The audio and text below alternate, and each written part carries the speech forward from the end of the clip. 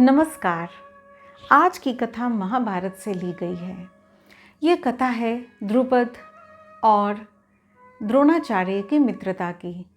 द्रुपद द्रौपदी के पिता थे और द्रोणाचार्य कौरवों और पांडवों के गुरु थे। जब ये दोनों छोटे थे तो एक ही गुरुकुल में शिक्षा प्राप्त कर रहे थे। उस दौरान द्रुपद ने कहा कि द्रोण, जब मैं बड़ा हो जाऊंगा ना तो मैं तुम्हें अपना आधा राज्य दे दूंगा। समय आने पर दोनों की शिक्षा पूर्ण हुई। द्रुपद राजा बन गए और द्रोणाचार्य अपने लिए कोई जीविका का साधन ढूंढ रहे थे, पर ढूंढ ना पा रहे थे। तो उन्होंने सोचा क्यों ना अपने मित्र के पास जाऊं, और वे द्रुपद के पास गए। द्रुपद ने जब उन्हें देखा तो बजाय उनकी सहायता करने के उनका बहुत अपमान किया और कहा कि अरे, तुम बालपन की बातों को सचमुच मान बैठे, वो तो मैंने बचपने में कह दिया था। द्रुपद की बातों से द्रोणाचार्य बहुत आहत हुए और उन्होंने कहा, कोई बात नहीं, समय आने पर इसका जवाब मैं अवश्य दूंगा। समय आया जब वे कौरवों और पांडवों के शिक्षक बने, गुरु बने, तो उनका जो शिष्य था अर्जुन, वो बहुत कुशल धनुर्धारी बना। और एक बार उन्होंने कहा कि जाओ और द्रुपद को मेरे समक्ष उपस्थित करो।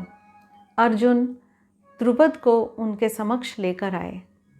द्रोण ने कहा कि मैंने तुम्हारी बातों को अभी तक मुझे याद है। तुमने कहा था ना कि मित्रता हैसियत वालों में, बराबरी वालों में होती है। तो लो, तुम्हें मैं तुम्हारा आधा राज्य वापस दे रहा हूँ, क्योंकि मित्रता तो बराबर वालों में होनी चाहिए ना। अब आधा राज्य मेरा है।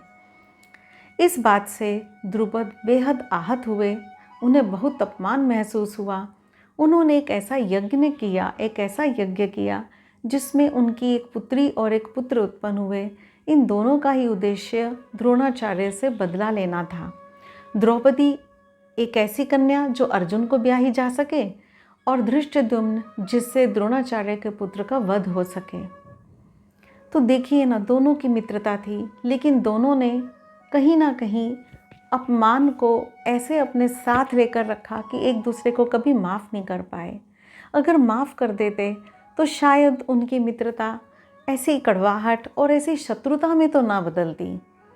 तो कभी कभी ज़िंदगी में भी ऐसा ही होता है। हम कभी कभी कुछ बातों को अपने दिल से लगा के रखते हैं, उनसे मुक्त ही नहीं हो पाते, माफ़ नहीं करते, माफ़ी नहीं मांगते। तो किसी ने खूब ही कहा है, इस तरह मैंने अपनी ज़िंदगी को आसान कर लिया, इस तरह मैंने अपनी ज़िंदगी को आसान कर लिया, कुछ से माफ़ी मांग ली, कुछ को माफ़ कर दिया।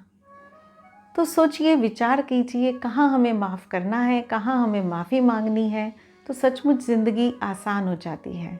तो स्वस्थ रहिए, मस्त रहिए, मुस्कुराते रहिए, खुश रहिए, जिंदा दिली के साथ ज़िंदा रहिए, और मेरे चैनल सुनिए कहानी को सब्सक्राइब ज़रूर कीजिए।